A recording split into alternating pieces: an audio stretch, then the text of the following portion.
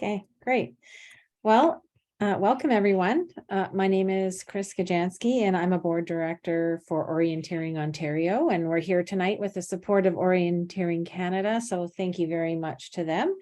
The Orienteering Ontario board has made it a priority this year to increase interest in and capacity in our sport, with goals of increasing both participation in orienteering as well as enhancing the skill set that our clubs and their members have. So we hope this will contribute overall to the quality and appeal of orienteering events across the province, and by the looks of things across the country and even the continent. So specifically OOA, we are looking ahead to 2024 and the Canadian and North American Orienteering Championships that will take place here in Ontario. So we're really happy that this topic has obviously filled a need or sparked an interest outside of our province. It's great to see people from so far away.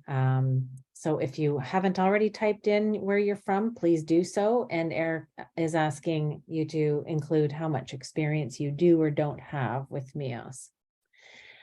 So over the past few months, we've had a few sessions with this goal in mind of increasing capacity. We did a virtual open house with some of our orienteering experts here in Canada, Bob Miller and Jenny Anderson. We did a course planning session with Mike Waddington and Eric Kemp, where everyone geeked out for 90 minutes on course planning and route choice. We did a talk about academic research that's connected orienteering to staving off cognitive decline as we age, with grad student from McMaster University, Emma Waddington. And plus we did an official certification workshop for the level 0100 with Ottawa Orienteering Club's Oliver Tabay. So lots going on. So that's it for me. I'm going to introduce our instructor and speaker for the evening, Eric Teutsch. So Eric is a member of and volunteer for Orienteering Ottawa. He's a co-owner of the O Store along with his wife Anne and their family. And I found out today, because I was doing a little research, that Eric started the O Store in order to provide North America with a sport ident service provider, and expanded only after that to gear and clothing. So who knew? As you likely know, he's an expert in race timing software and systems, and he is the designated repair person in North America for SI Gear. So you'll see Anne on screen as well, and we'll be helping to field questions. And Anne is the former president of Orienteering Canada, so she serves and volunteers for the sport nationally, but also with her local club in Ottawa. So together with their family, they're definitely an orienteering powerhouse family, and we're very lucky to have them to ourselves this evening. As you probably know, we're here to learn two common types of races with MeOS software: punch starts with no pre-assigned start times, and mass starts. We have 90 minutes. We're going to try hard to stick to that timeline. We have a good number of people here, so if you do have questions, you can either type them into the chat and they'll get queued. And we'll ask them if Eric hasn't addressed those questions. You could also put up your hand using the dashboard at the bottom of your screen, and I will unmute you. I think that's it. So let's get started. Over to you, Eric. All right. Hi, everybody. Nice introduction. Thank you very much. I'm going to be talking about MeOS, and we're going to be doing it, keeping it fairly simple. Let me share my screen. I have a few slides. I'm going to just sort of go over it quickly, and then we'll bring up MeOS itself. So MeOS it stands for Mycket enkelt oriëntering systeem. I'm sure I'm butchering it, which translated means very simple orienteering system, and it is very simple. How do I go to the next screen here? No. There we go. No, why is it not there? Sorry, folks. Oh, I see. Okay, yeah, here we go. All right. It is a Windows program, meaning if you have a Mac, I'm sorry, you can't use it unless you use Windows virtual machine or something like that. But to be honest with you, with USB plugs and everything else, it would be a lot better if you just get a Windows computer. It has a lot of features. It is very powerful. It can do North American championships. I think it was used by the North Americans in the Yukon. It will be used by us next year for the North Americans. It has all the features you need, yet it is quite easy to do for a quick and dirty or a quick and just very simple event. One of the things that is really nice about it is that it is open source, which means that it is free. It also means that if there are developers, they can choose to add some features and submit it for inclusion in the official MeOS. I have sent 2 requests for inclusion. One of them got accepted and the other one didn't. So 50% isn't bad. It is, of course, on the other side, it is a work in progress. And sometimes you might see an error message, for example, that is in Swedish because the translation hasn't been done for that. And there was a question today earlier on by somebody about a feature which I don't think exists. So it is not completely 100% perfect. You can get it from melon.nu. Melon is the name of the guy who wrote it. It's Eric Mellon. I think MeOS probably stands for Melon Orienteering System too. If you go to melon.nu, it is a Swedish page. If you click on the English flag that is there, then suddenly the link to MeOS is gone. The link to MeOS is only on the Swedish side. It's an oversight. So stay on the Swedish side, just click on MeOS, and then once you're on the MeOS side, click to English, and then you're there. And that's, you can find your documentation and downloads and everything else. And if you have a 64-bit computer, and these days everybody does pretty well, get the 64-bit version, you'll get much more power that way. Yes. And then the other thing you need is you need to get something from Sportident because you need to be able to read the SI sticks, which means you need to connect the USB reader onto your computer, and for it to work you need the driver, which comes with SI config, or rather SI config plus. And in the email that Chris sent out with the invitation, she provided the links on how to get that file, and you need to install SI config, and you need to at the end, it asks if you also want to install the driver, so you have to say yes to that. And on an aside, if anybody is interested in an SI specific talk, we could set that up for another evening where I would talk about maintaining the equipment and finding out when it needs battery replacement and things like that. Okay, so here we go. It's a very easy thing to remember that to set up a competition, you need to remember the 5 C's, and that is the competition itself. And then you need the next level in terms of detail is you need competitors.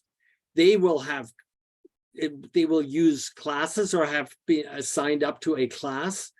The class has courses and the courses has controls. So these are the 5 C's: competition, competitors, classes, courses, controls. And when we set up a race, we do it backwards. We set up the competition, but then after that, we go controls, then courses, then classes, and finally the competitors. And I'm now going to switch to MeOS. And in the meantime, are there any questions? Oops, I didn't want to do that.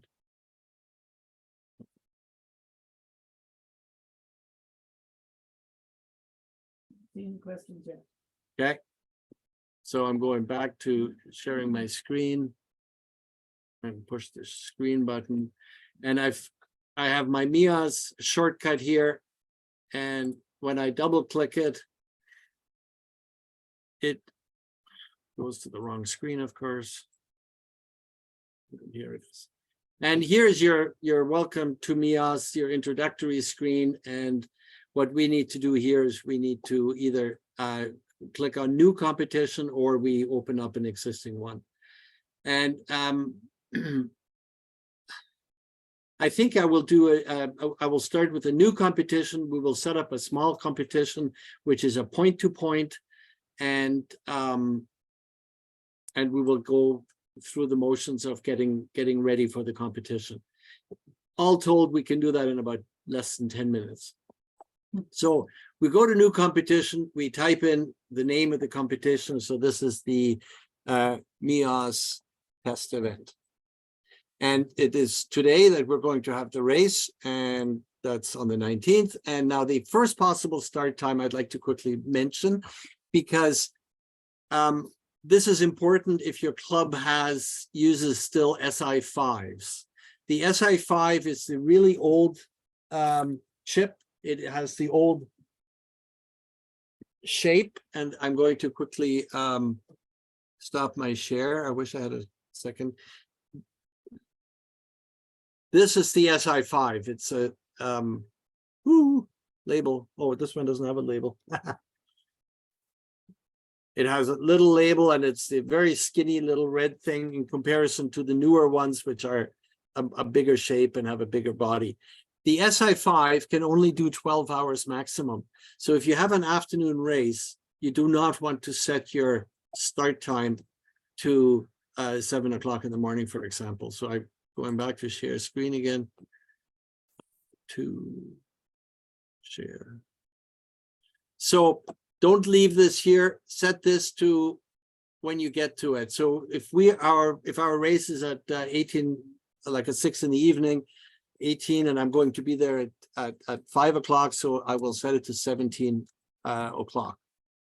And then MeOS, being conservative, actually sets it 1 hour earlier to 16 o'clock. And I don't import entries. I don't even, to be honest with you, I don't even know what that means, but I will show you how to get the entries in very easily afterwards. So go to no entries, and then just select all features. You can't go wrong. It includes everything that you might need, whether it's Teams or not, or only timekeeping. You just ask for it all. And now your race is open. So we've done the first C, the competition.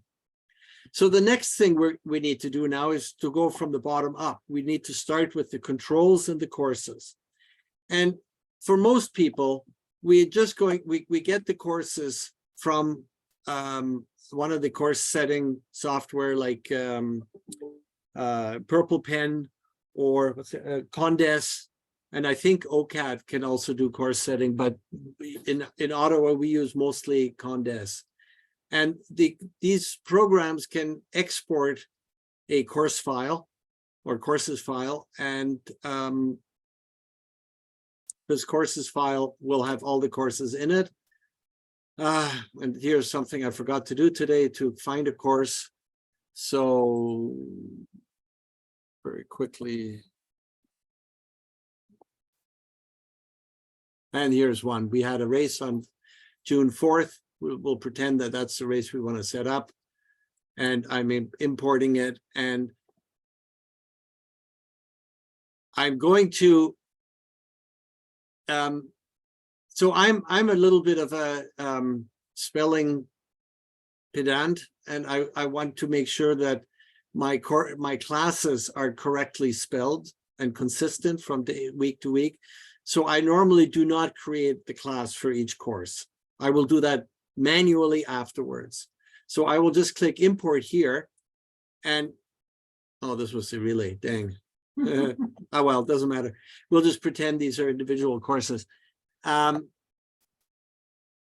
it has given me 8 different courses, and the neat thing is that if you now go into controls, you will see all the controls that are needed for those courses. So they were automatically included, and then if I click on courses, I can see those 8. And if I click on any of these courses, I can see which controls are used, right?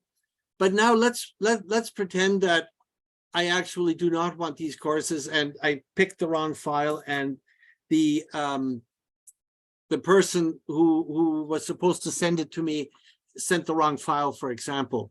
So again, I need to, here, hold this up. And on my screen? well, I don't know. Just the. Yeah. Yeah. So Anne is showing a control description, right? So what I'm going to do is instead, I'm going to set up the course from the control description. And that is very easy to do. You click on new course and you give it the name. So can I have that paper back now? Sure. Can you maximize that screen at all? Which one? That one? Well, Make it it doesn't make any It difference. doesn't make any. No. No. Okay. Right. So I'm going to, this is my novice course and the controls. So if I look on that piece of paper and read them from the top down, it is 55, 36, 31, 34, and let's just pretend there's 39 here, and that's it. So that is my course. And now I can click save. As soon as I find my mouse, here it is, save. And I have a course called Novice. And even if these controls had not been already there, they would have automatically be included. So to set up a course in MeOS is very, very easy. The easiest way, obviously, is importing it, because one of the things you get along with it is the leg length. If I look on this one here, you can see what the length between the various legs is. And obviously, when I select mine, there is no information about length. So the piece of paper had length on it. It was 2,200 meters. So I can put that in. But I have no idea what the leg length is. And the only reason that matters is that if it knows the leg lengths, it will then tell you if you lost time in comparison to what other people did on that particular leg. But without it, you still get perfectly accurate results. And these controls are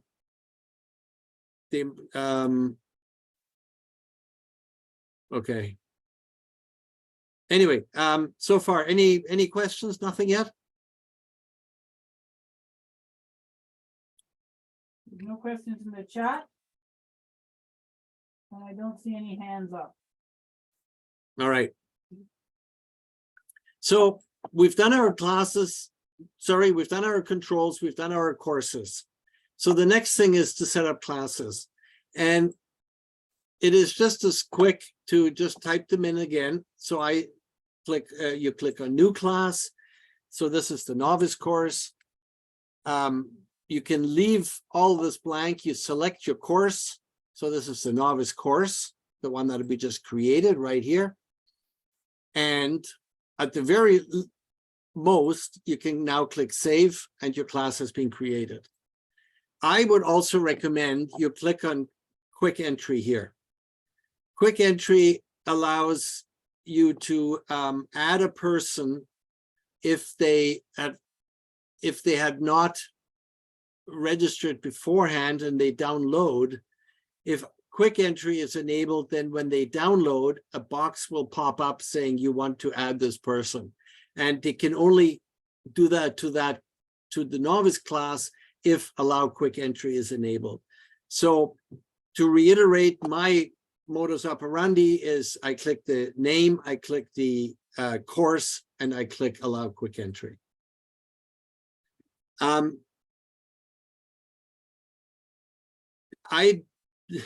If there is no course, the status is set to and finished, but if there is a code redefined to the controls.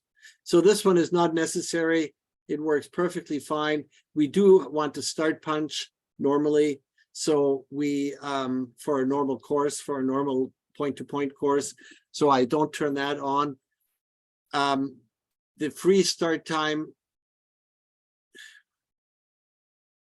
I guess that means that the competitors are not allowed to, you cannot type in a start time manually, but the start time is determined by the start block, which is what most minor races are like.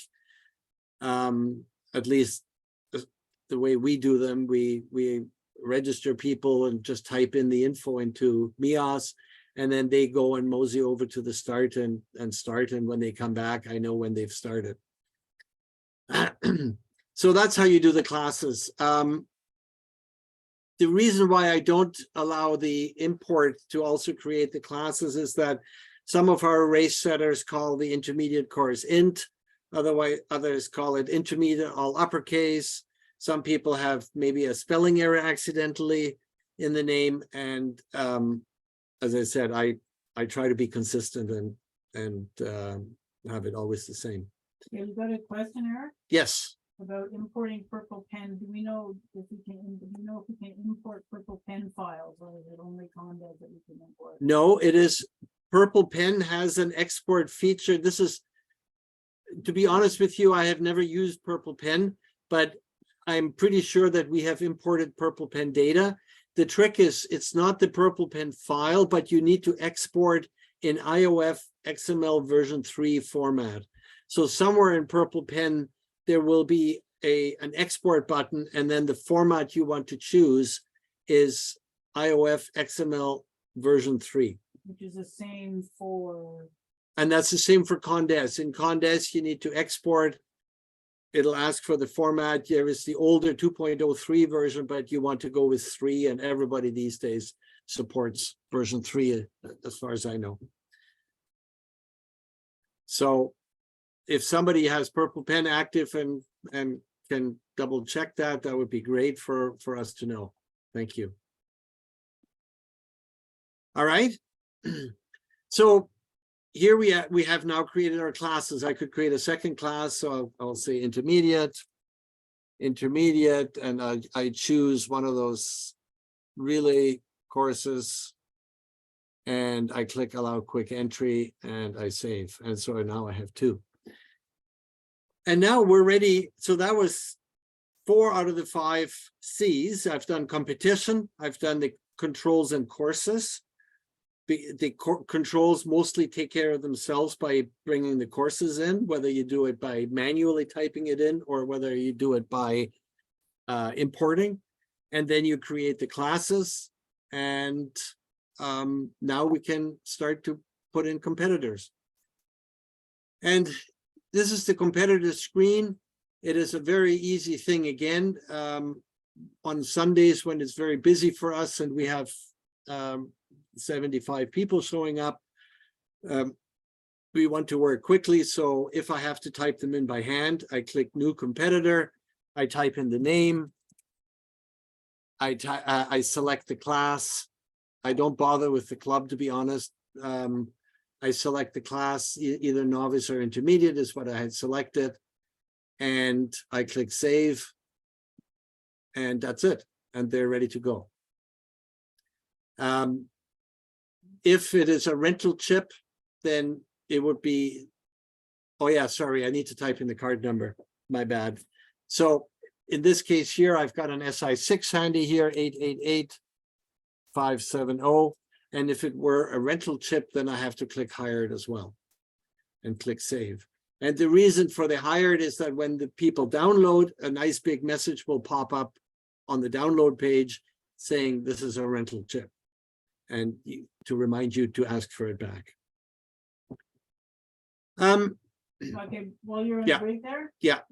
We've got a response, just in case anybody's not following the chat. Speak louder. The Purple Pen file, create data interchange file is the where you have to go. And the default is not IOF XML3, so you have to make sure to select 3 instead of 2.03. All right. Thank you very much. And So did everybody hear that? Or all the people that need to know? there's also All right. a question there, Anne, if you want to read that for Eric. So we've got a question from Gord, but I think when we'll address that maybe when Eric's finished talking about the classes. I'm done with the classes. Okay. Gord is asking, is there a way in MeOS to set it up to create the course and classes that can carry input forward from one event to the next because it's the same every time? So yes, there is a way you can when you create an event, so I'm going to close this for a minute, and if you create an event, there is this feature now that you base it on an existing competition. So to be honest with you, this is new to me. I just saw that before. Mhm. So I'm going to select the base event and we'll call this second event. Second MeOS. And I will go no entries. And so interesting, the comment here based on MeOS test event. And let's see what happened in classes. So the class is already there, but there is no course. So you have to still import the courses. So again, if I were to import, you can do this from here or from the front screen. Import courses right here. But if we're in where was I? Here, and import from file.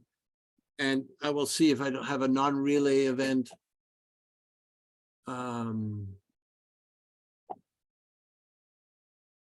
Well, this one here, that's a simple one.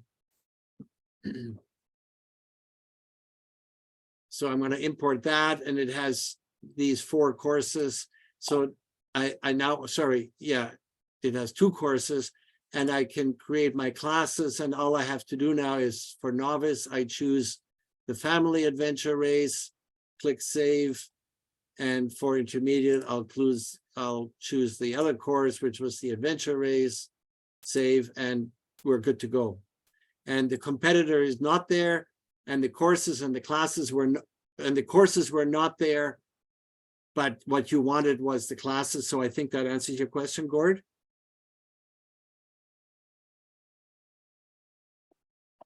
Okay. Give a thumbs up there if you agree. Huh. Okay, good.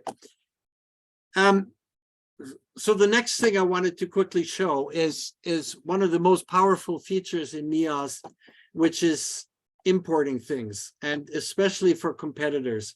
So let's say you've got a spreadsheet and you want to, that you had accumulated with names and classes and all sorts of good stuff. And I'm very quickly going to open up an Excel spreadsheet here.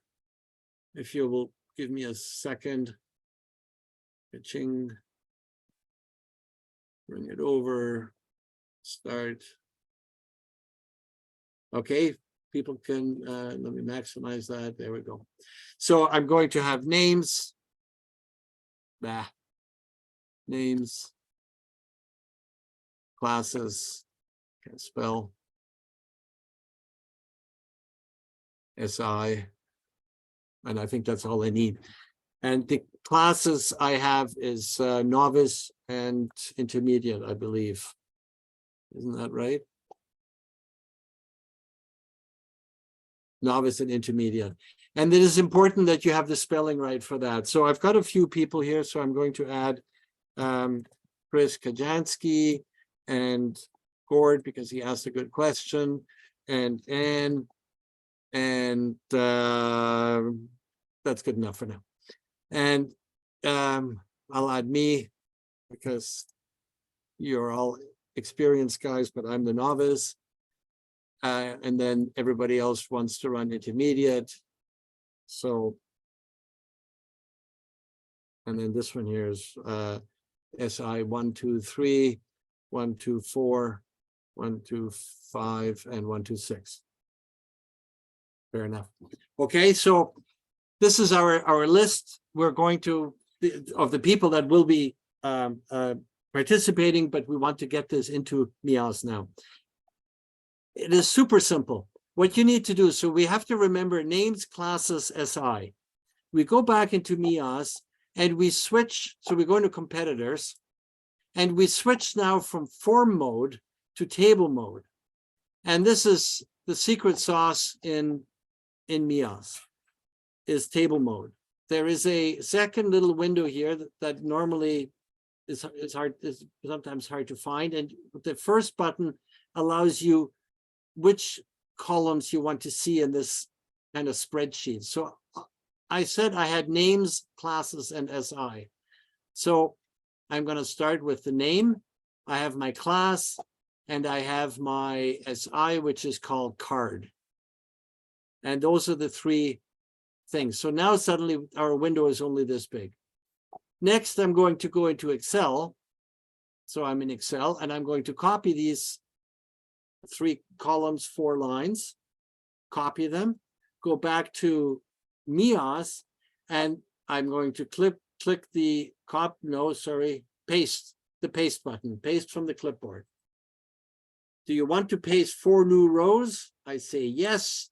Here they are, just like next door in Excel. And now if I go back into form mode, I have these 4 people here. And if you look at Gord is running intermediate. His card number is 124, and so on and so forth. And Eric is novice, and he's running with card number 126. And that's it. And that is what makes it so powerful, is instead of having to deal with CSV files and they have to have a certain format, just open it up in Excel, get the columns you want, get the in table mode, get the classes you want, sorry, not the classes, the columns you want. And if they're not in the right order, then you can drag it around. So now I've got the card in the middle if this had been a different order, and you can just paste it in. And that is what I think makes MeOS super powerful, because in our simple case, we just need those 3 columns. That's all you need to get somebody included in it. But there is a long list of columns you can include. And for some of the events that we're going to do this summer, we would like to know nationality, for example. We might like to know the club, obviously, that's right. I don't see it, but it's somewhere. Oh, it's higher up, of course, right here, right? The club.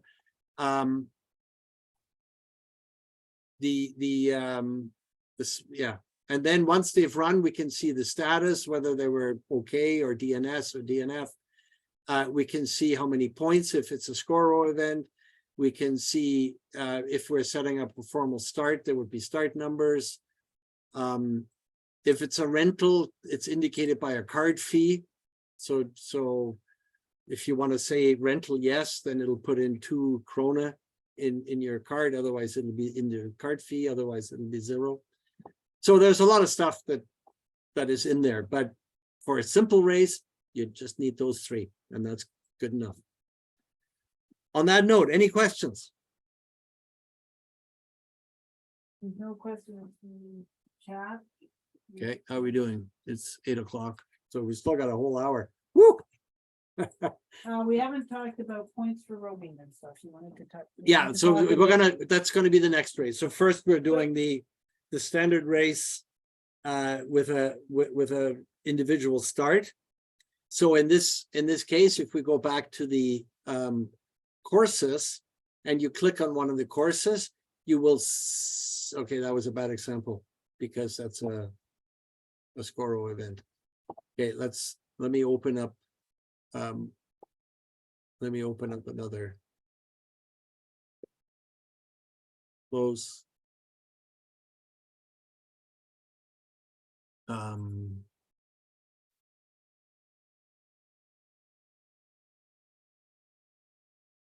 Well, here I'm going to open up the Western Canadians. Am I allowed to do that? It shows names. No. Test first. No, that's a point 1. Constant space spring. This is one here. Just very quickly.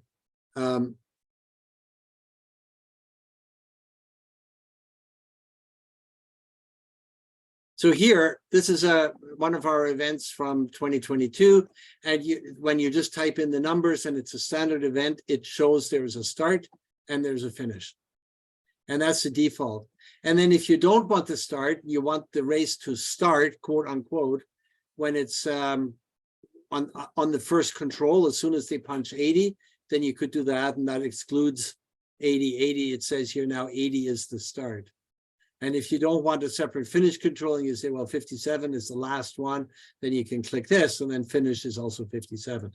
But what is more likely is that there is a formal start, and it doesn't have to be a punch, but it can be a time. So in other words, if you were to go to competitors and we would pick somebody, then so they have already downloaded. So this time, the start time is determined by the punch, 11:01 here. But if I may go back to one of our races now, close here, and sorry, go up. The MeOS test event that we set up. Competitors, sorry, look, I could type the start time in. I could say this person will start at 11:05, and that will be construed to be the start time. And then they wouldn't punch the start block. But there is a setting that we had touched on earlier that allows you to say, ignore the start punch. And that was in, that was in classes, I believe.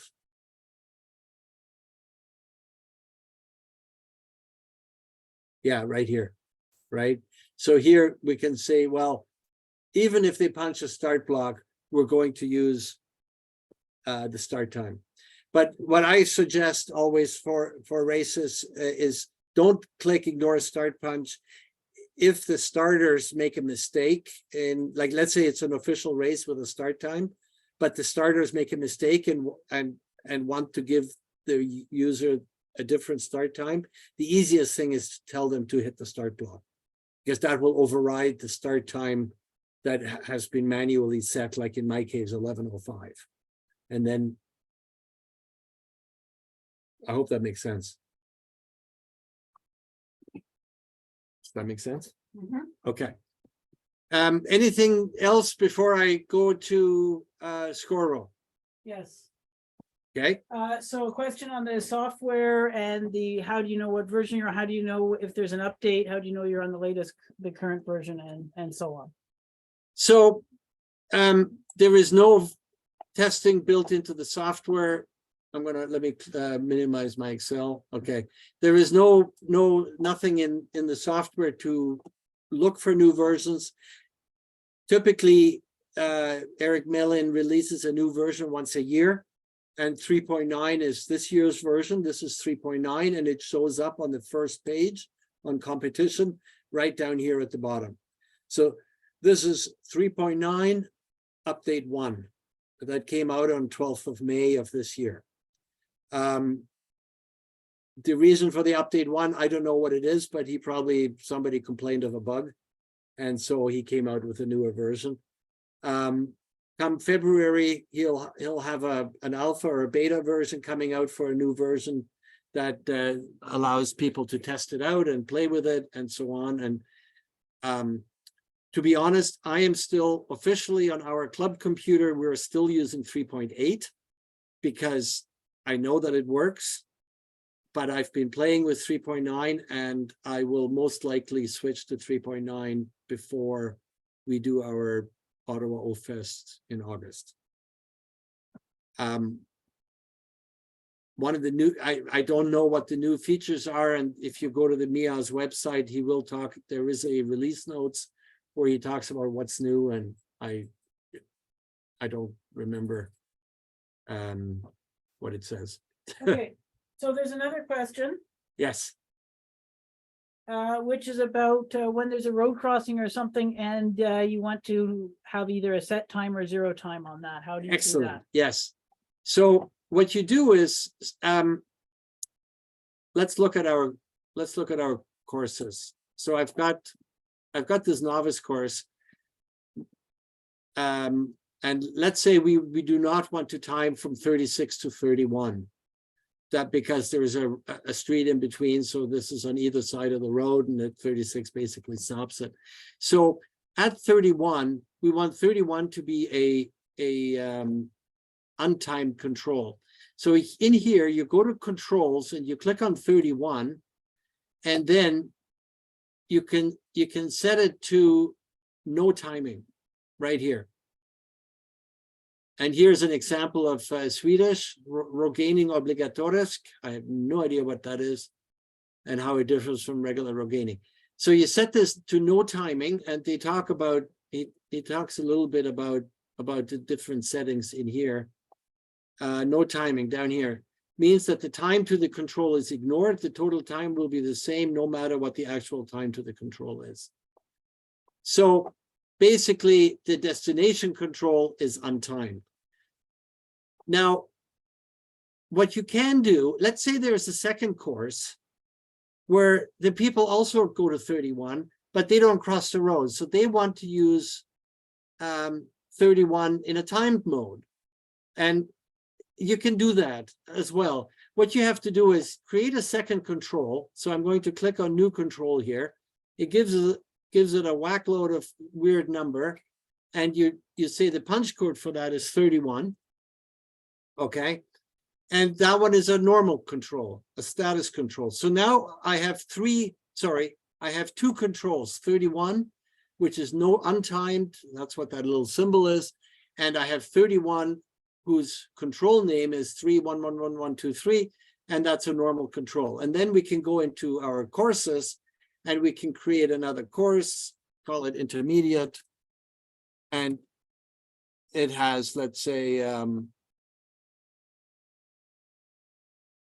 41, 42, 43, 31, 45. But we want the other control. We want the timed control. So instead of 31 here, you type in 311123. I think my memory, I got one too many ones. I think that's what it was. And you see here, it shows up as 31 in the list of punches. So I can save that. I now have the intermediate course, which has a 31 that is timed. And we could call that, let's go back into controls again. And instead of calling it 33111, we'll call it timed 31. Saved. So it shows up here as timed 31. It is still 311123. And in courses, I think I have to keep it as 311123, but I'll try timed 31. No, I didn't like that. So I need to type in 311123. Save. So that's how you can have timed, and the same control can be timed for some courses and untimed for other courses. Sound good?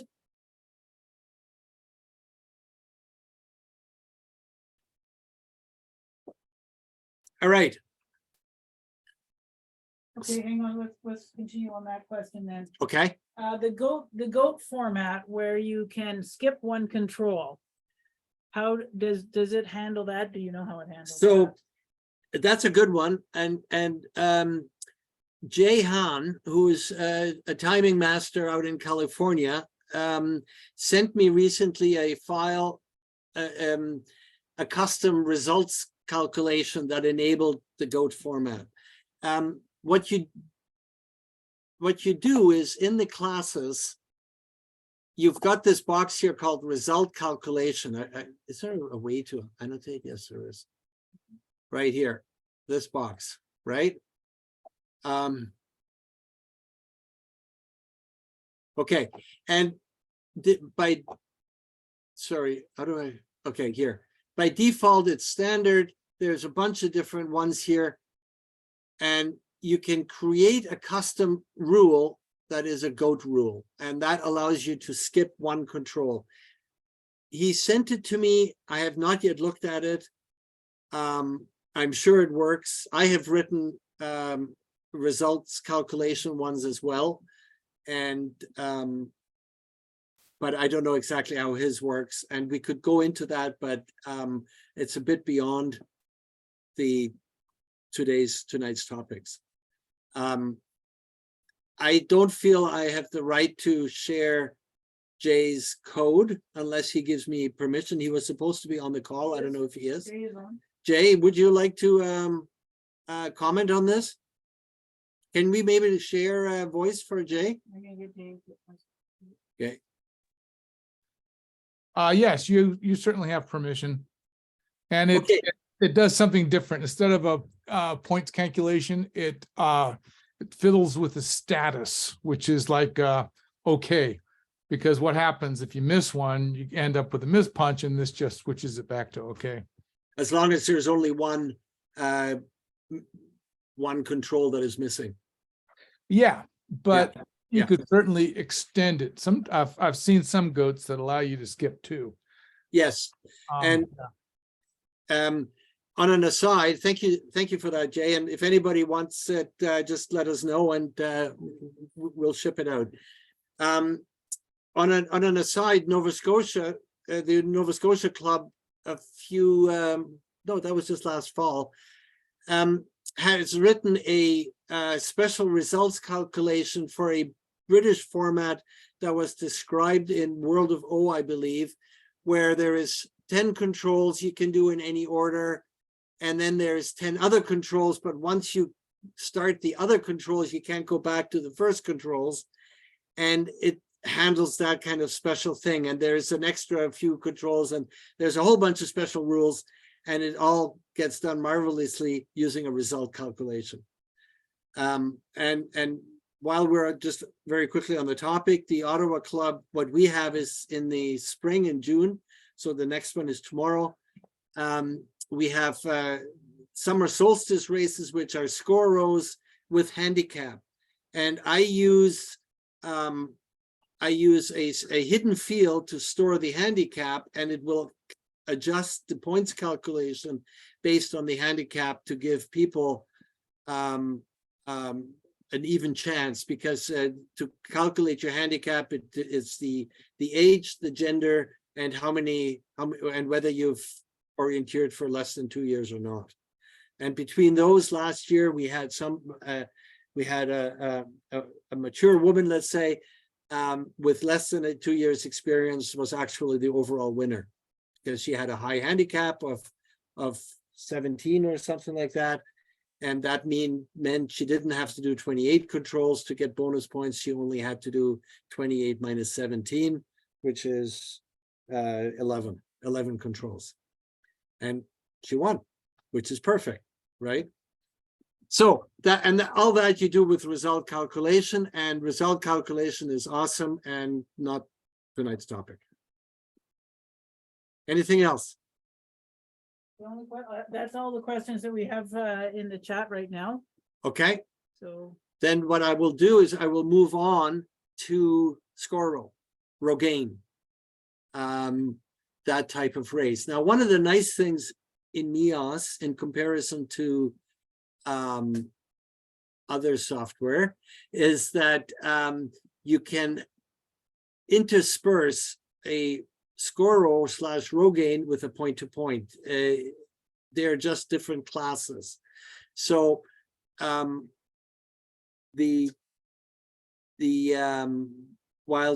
used to use a different software, and we had to start a separate package if we wanted to do a Scoro, then if we wanted to do a point-to-point, and that meant that my download was either connected to one or the other, and it was very painful. And with MeOS, you just 4 classes can be point-to-points, and then you have an additional Scoro on it for those people that want to visit as many as they can in 1 hour or something like that. So I'm going to start a new race, a new event, a new competition, to go back to the 5 C's. So I have to close this one here, and we'll start a new competition, and we'll call that one Rogaine.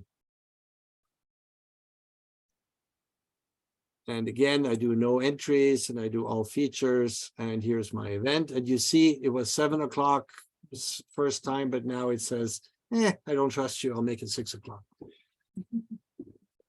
And I have once had an event where we set this start time to 9 o'clock in the morning, and somebody started at 8:45, and it just didn't work. That person, I could not get results for them because the software thought it took them more than 24 hours or whatever, or almost 24 hours. So make sure that 0 time is there. Okay, so I have my competition. I'm now going to import my courses, and give me 1 second because I forgot to download it from my emails. I shouldn't show this, so let me just hide that. 1 second, please. Maybe in the meantime, if Ann can check if there's any other questions. Sorry about that, folks.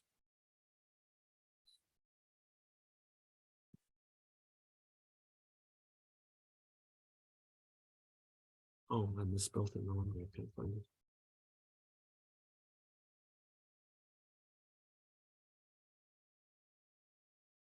There they are. Okay. So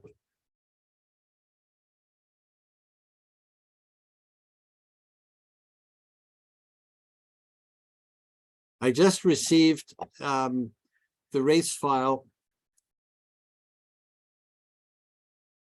for tomorrow's event. So I'm going to import that and we'll see how it works out. So this is the Clover. Tomorrow we're having a race at Wesley Clover Fields, if anybody knows Ottawa. And it's a Scoro event, our summer solstice series, which is a 1 hour Scoro with 1 class, but 19 handicaps, 0 to 18, as I described before. And I will import this race and let's see what happens. And it did not import anything. Mhm. Isn't that fascinating? So it looks like they sent me the wrong something.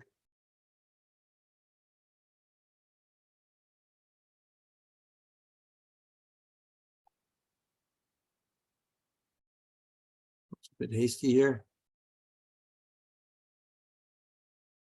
Nope. Okay. So I looked at the file and I don't know what's wrong with it right now. I quickly had a look at it earlier and I saw that there were no points included. So I'm now going to the phase where I don't know what the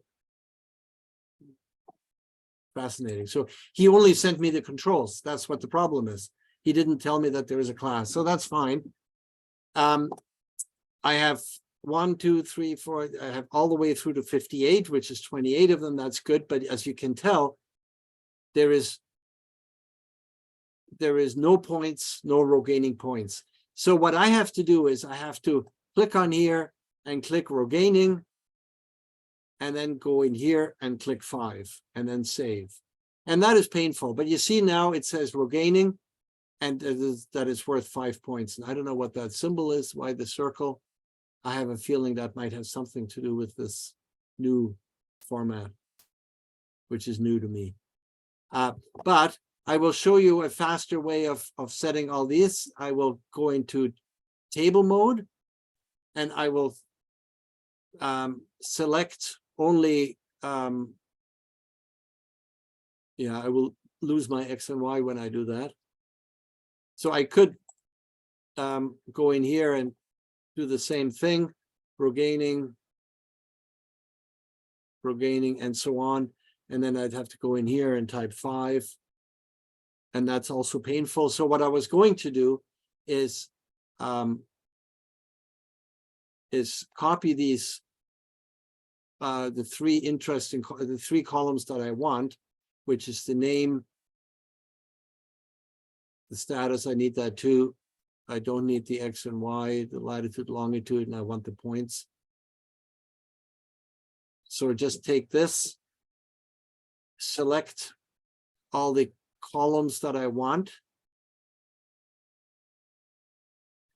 press copy. So now I have them on my clipboard. I open up Excel again, paste them in, make all this row gaining.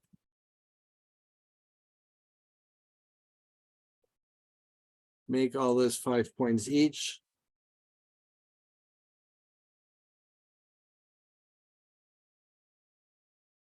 And I'm going to, oops. I'm going to try something which I've never tried before. I'm not going to delete the old ones. I'm just going to paste over it. Where's paste? Oh my gosh, you can't paste. I'm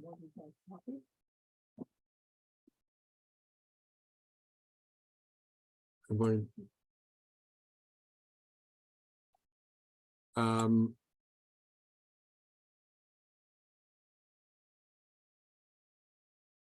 well, that's disappointing. I cannot paste into it. They only have the paste feature on the competitors. I did not know that. So I do, I've deleted them all, which means I can re-import them, but I will have to do it the manual way. So back to classes, sorry, back to courses, import, sorry, yeah, courses, import.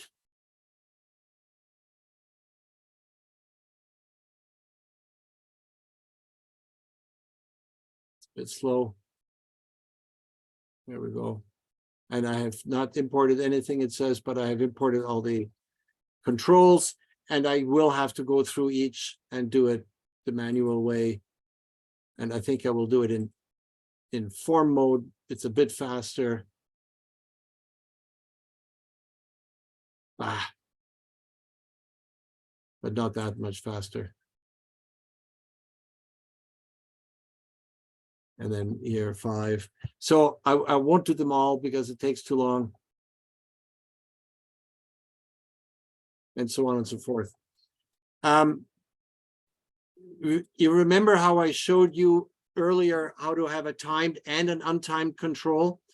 Well, you do the same thing here if you want a Rogaine control and a regular control. If a control is on both a timed course and an untimed course, a points course and an unpoints course, then I would suggest you have two controls in the software, one with the honking big number, that is one method, and the other one with the default number, that is the other method, and that has the points. And that'll keep your display clean, because otherwise you see the points where you might not want to.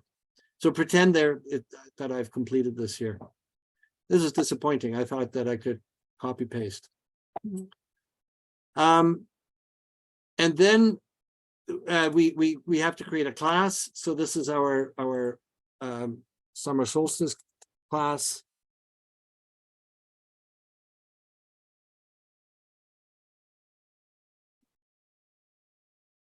And sorry, I didn't mean class. Well, I can save it anyway. It doesn't matter. I need a course first. And I call it my summer solstice course. And it has all the controls from 31, 32, 33, 34, 35, and so on. And I hit save, and you see here 31 is 5 points, 32 is 5 points, and so on. The next thing we need to do is we need to go down here into this Rogaining box. Again, if I annotate this area down here.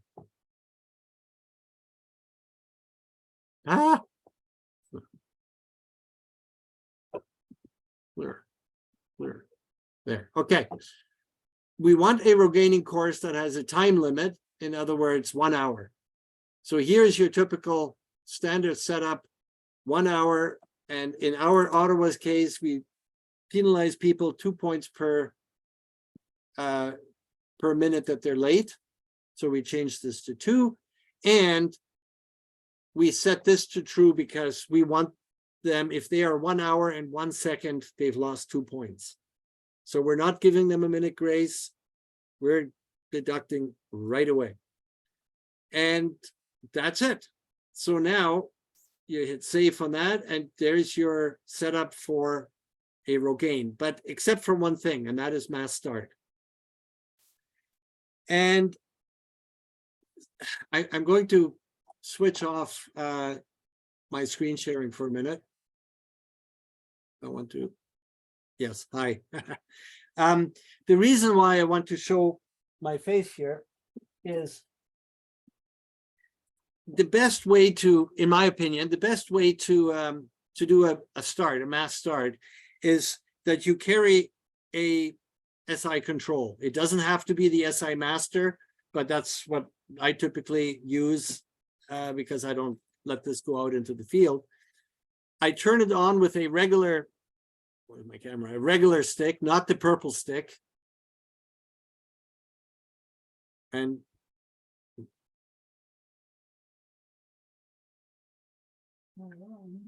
okay, it's a clear control, but it's not clearing. I have to look into that.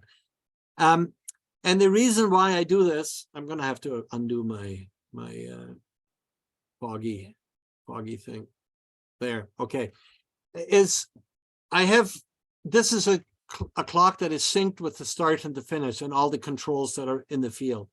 So when it is time to send the people out, the chances of starting at exactly 12 o'clock or 6 o'clock or whatever the time is very small.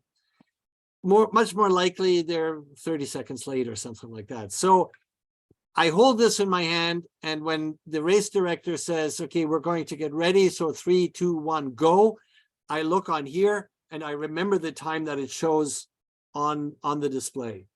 And it is easy to, and this is also, sorry, this is also why you shouldn't use the purple key to turn this on, because the purple key displays, puts the control into service mode, and service mode is a whole different topic, and it is not what you want. You want to see the time, which is interrupted every 5 seconds by a quick indication that it's a clear control in this case. But the rest of the time it shows the time, and that short interruption you can count in your head through it. So you have the exact start time now, which for our example, let's say I read it was 18:03:25. 25 seconds, 3 minutes, 6 o'clock in the evening. So back to the screen now. Where's my mouse? Sorry. I go down here. Screen 2. And hit share. There we go. So we now want to, I better write this down. I said 18:03 and 25 was the start. And first of all, we need to have some competitors, which I haven't done yet. So I'm going to go in here and you know what? I'm going to import my 4 runners. So table mode, find that little extra menu, which is on a different screen.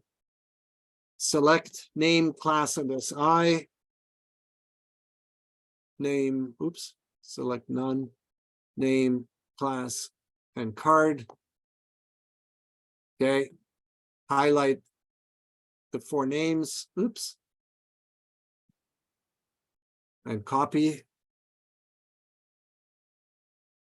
And paste it in, the thing we didn't have on the other screen. And so now I've got my, oh, and I don't have a class. And the reason I don't have a class is because I had intermediate and novice, but in this case, there's only one class and it is called Summer Solstice. So I need to do it manually because I forgot to change my Excel spreadsheet. There we go. Right? So we've got 4 participants and they will all start at 18:03:25. And how we do that is very simple. In class, you go into classes and you will draw start time. Now, for this case, since there's only a single class, you could also do it in draw manage start times, where you will do a simultaneous start and you type in the 18:03:25. And I will do that. Assign. Okay, so this is where the problem. So I'm going to say no here for a minute. Going to go back to my competition and point out that this is an evening race, and the first start time was at 17.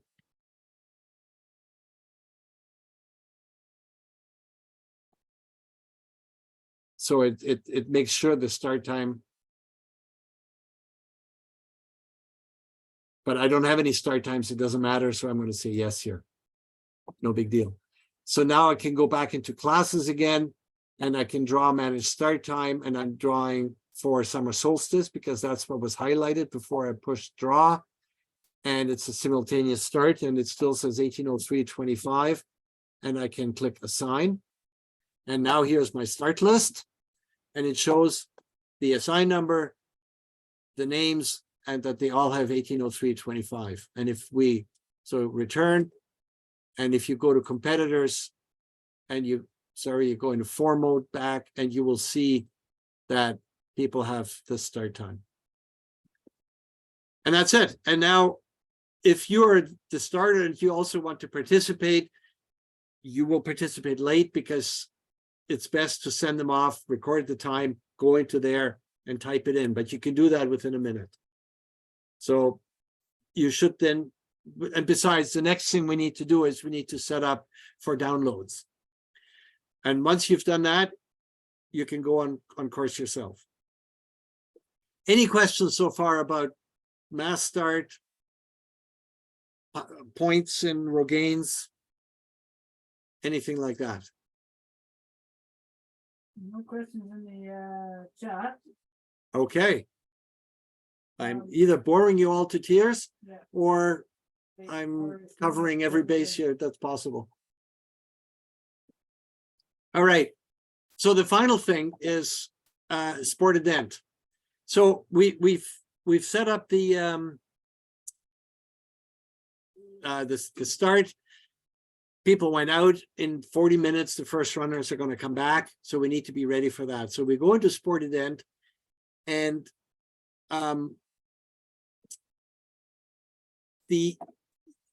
all you really need is you need to make sure you're on readout radio. You need to plug in. I'm sorry, I'm going to well, I have a bunch of comm controls, and if you don't know which one it is, then you want to use automatic search and start. I'll talk about that in a second, but I have 36, so this will also work. You will probably have a chit printer, and you will probably have it set up for printing the results. So you will click on your print splits automatically. If you need to make sure you've selected the right printer, then you do that up here.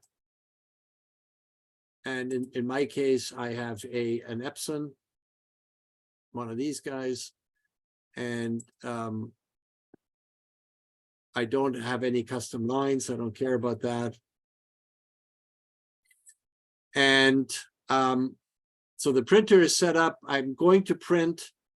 I'm going to add interactive readout, which if somebody forgot to register, will pop up the box that allows me to do quick entry. So that one is good to have.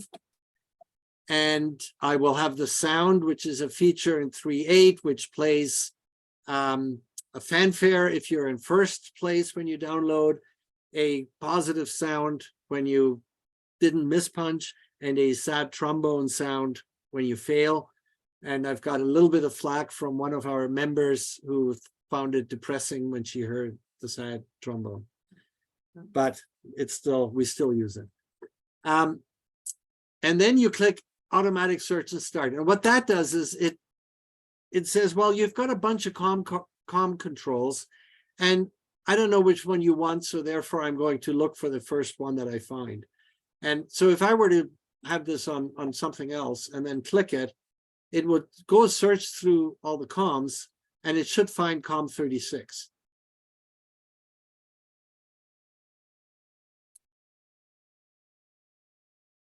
And this is embarrassing because it should have found it by now. I did have a chat with Eric Mellon, who told me that he didn't think it was totally reliable. I've never had a problem with it in 3.8 with the automatic search and start, but I have a lot of comp things plugged in, and it might be trying them all and waiting for a timeout when it doesn't respond. This is what I think is happening right now. So I think eventually it will find it. At the club level, it goes very quick because I don't have stuff plugged in, but I'm a developer that uses comm controls, I'm sorry. So I've got a bunch. Yeah, what to do now? While we're waiting, any questions? This is stalling technique. Okay, so one of the things we haven't talked about yet is registration. Using when the participants coming in. Yes, quick registration. We can do that too. Okay. Again, I need my comp card, so that doesn't help here. What I'm going to do is I'm going to abort this, kill the program, and because I don't know what's going on. And then we'll set it to COM36. And as a quick aside, I will show you how you can find out what COM card your reader is. There's a number of ways you can do it. So I'm going to abort this, close the program.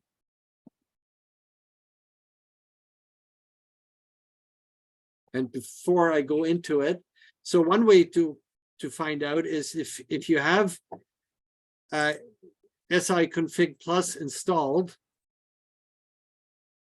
it has a very nice interface. It's coming up on the wrong screen. Hold on. Here it is.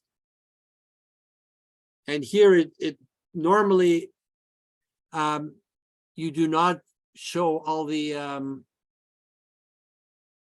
show all available devices. That is normally off. So you only see the ones that are true BS like readers. So in this case, there it is. It's COM36. That's right.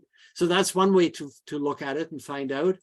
The other way to look at it is when you go into Windows, you right click on the start and you go to Device Manager. Then a display will pop up. Hold on, wrong screen. That shows you all the devices, and there's the section called ports, and you can click here and it shows you all the things that you have, and you can see here there's the supported end USB device COM36. So that's the other method. So now that we know that, we start MeOS again.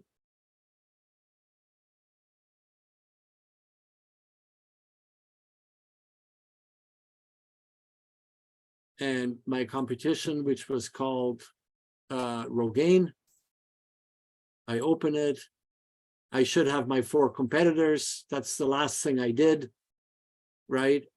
And just for the hell of it, I'm going to change my SI number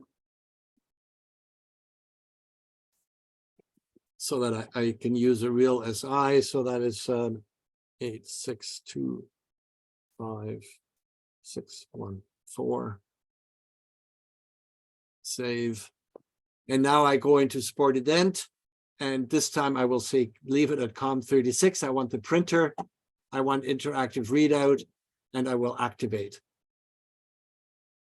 And there you go. That says it's active. And now I can download. And if I was right with the printer, I should also get a printout.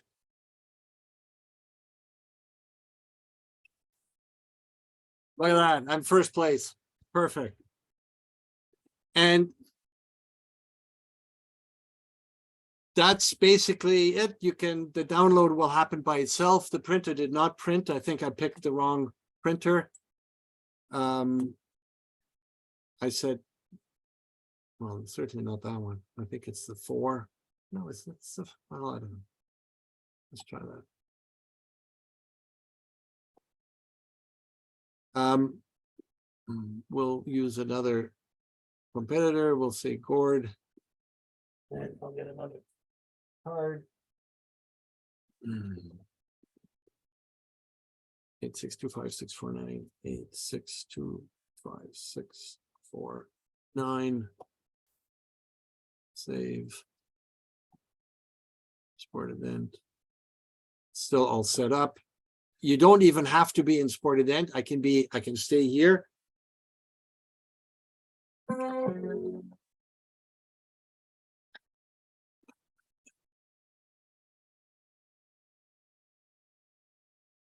Yeah, I should have tested this first. Let me stop screen sharing because it's funny. This is my printout. Not what I expected. Way too big. this is a development computer, not my race computer that we use for the club, where everything just works. So definitely test before you go out into the field. I'll start the screen share again. To share. Okay, here we go. And the last thing I wanted to quickly show is registration. When people register late or you want to register quickly, you go into Sport Event. Yeah, you go into Sport Event and you go, I'm going to disconnect because I want to, and then quick entry mode. Okay, so I did not mark the class as quick entry, so I have to go back to classes, summer solstice, allow quick entry, right? Save. And now I can go back to Sport Event. And now I have a class here that allows me to quick enter.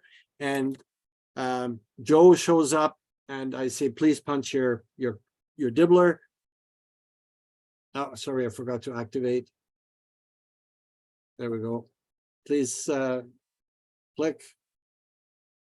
There it is. What club are you in? And select, but I didn't put any in, that's over here. So just skip over to name. It is Joe. And I don't need anything else. Save. And Joe has now been registered, misspelled, with that SI number for summer solstice. So I'm going to go over quickly and fix Joe because I don't know how to type. Joe. Save. And so then the other person that is registering is this card. And okay, so that had my name already associated with it. So it isn't Joe, but it is Anne. Oh no, Anne is already in it. Well, it doesn't matter. And the second. And click OK. And the reason I got this error message, I accidentally pushed the enter button twice. So it is very, very fast to. I need another SI. You can do it very, very quickly. Read, tab, name, type it in, hit enter, and it's done. Name, the number, and which class it's on. If you have multiple classes, you select it in here, but your first letter you type while it's highlighted will select the class. So if you keep your names unique on the first letter, then you only have to hit I for intermediate.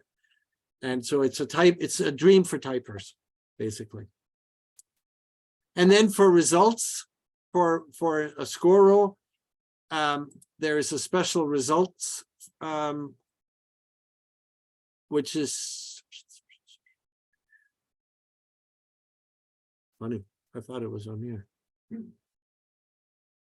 Sorry, no, that's a custom report that we've made. That's right. That's why it's not there. So here, this is the result, and Gord didn't finish, which is, I guess my SI must have already had a finish time in it or something like that.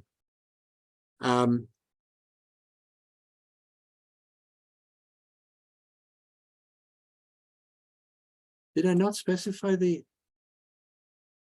Oh, yeah, I did.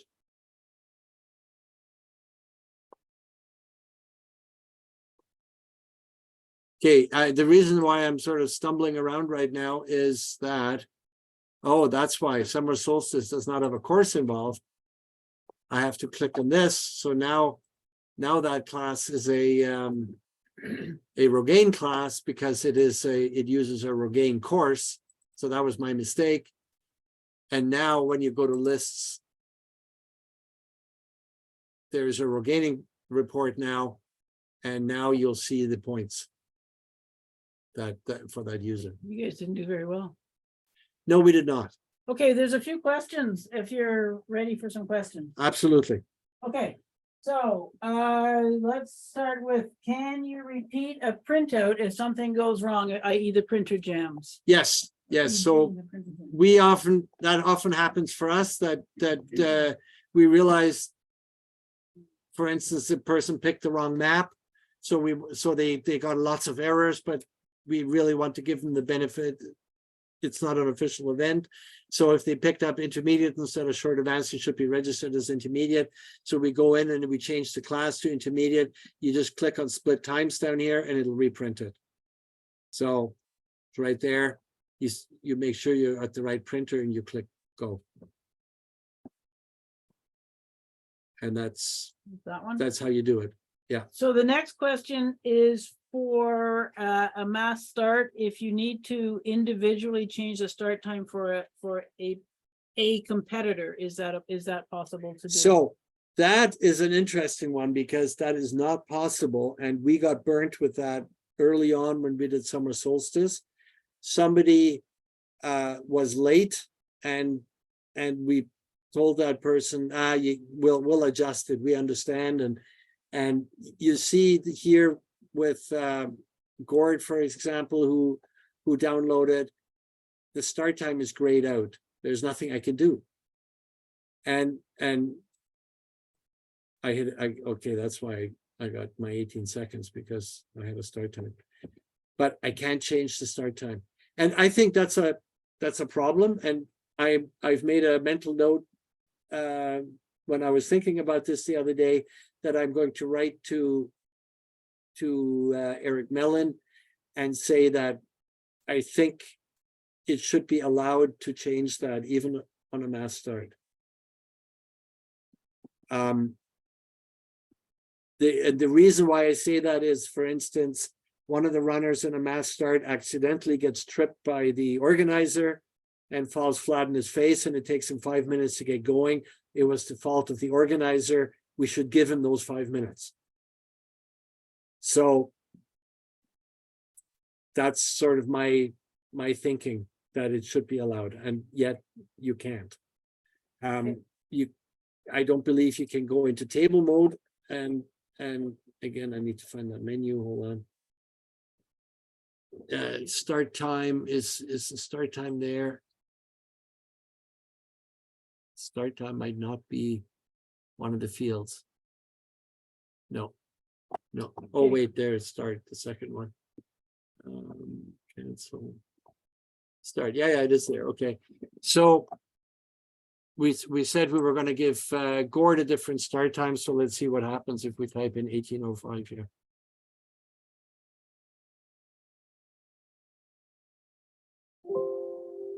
No. So it cannot be done. And sorry. And I think that's wrong. I think that it should be allowed.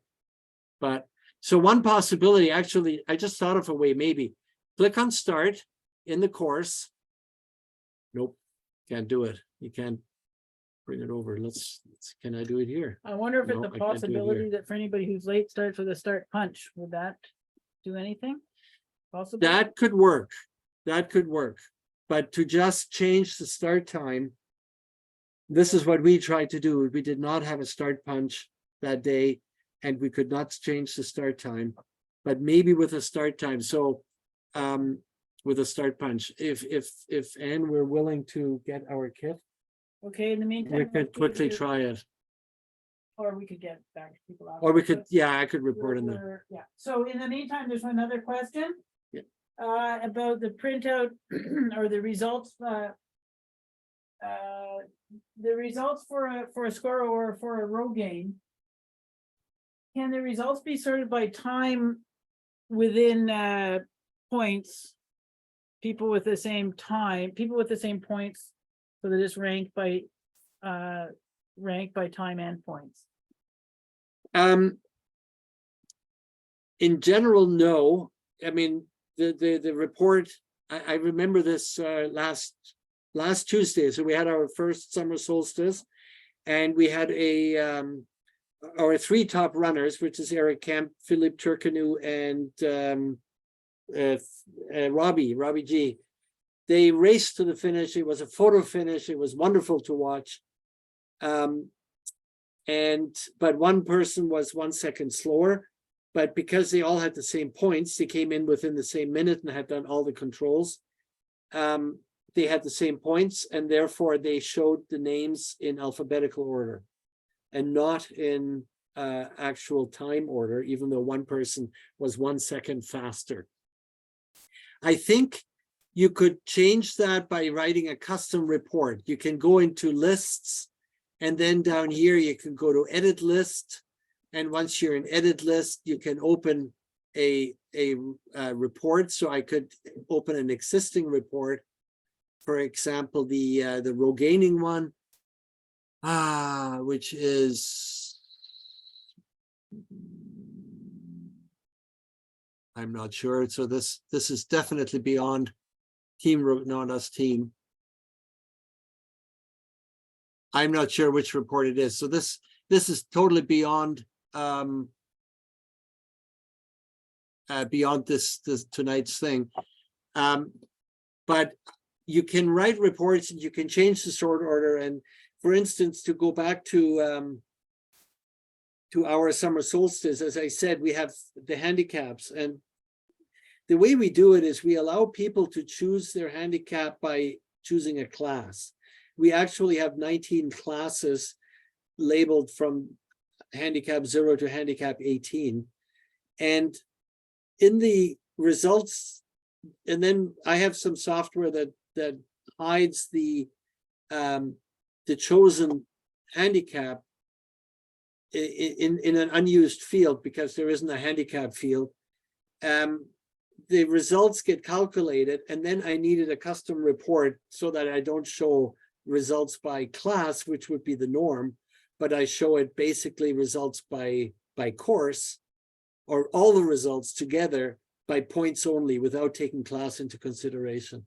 And you can do it. And I could probably change the thing so that time is also part of the equation, but I didn't think of that.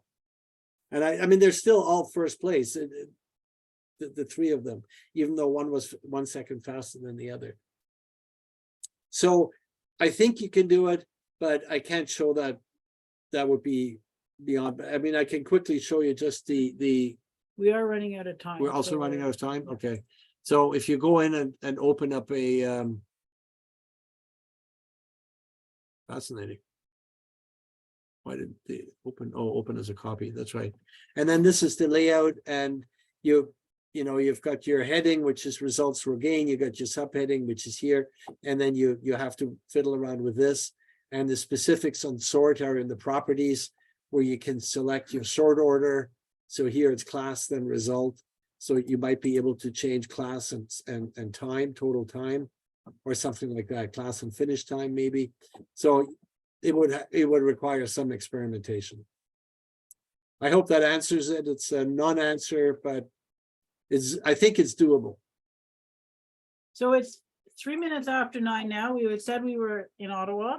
We had said we were going to try and wrap it up after an hour and a half, which is where we're at right now. I don't see any other questions in the chat. Chris, do you want to do a summary wrap up? Thank everybody for being here, whatever. Yes. Well, thank you to both of you, Eric and Ann. That was great. Lots and lots to digest. I think it'll be very helpful to have the recording for me anyway, so I can go back to it. And I hope that people who are here have a chance to flex their MeOS muscles with their clubs, so that you can, we're a lean sport, and all the clubs can use all the help they can get. So thank you for adding to our skill set, Eric. So I am going to do a follow-up email. I'll include all the links that I mentioned earlier, the link to this recording, and I think Eric and Ann and I will put our heads together and maybe think about other things we might want to add to the follow-up email. So we'll do that. Yes, Eric. Just one final thing. Thank you all for listening to me ramble on. And if you have any questions, just send me an email. I'll include that information too, so you know where to find them. Okay. Sounds good. So thanks everyone for coming, and yeah, you'll hear from us. It'll probably take a couple of days for this to get sent out, but we will send it out. So have a great night, rest of your evening. All right. Good night, everybody. Good night, everybody.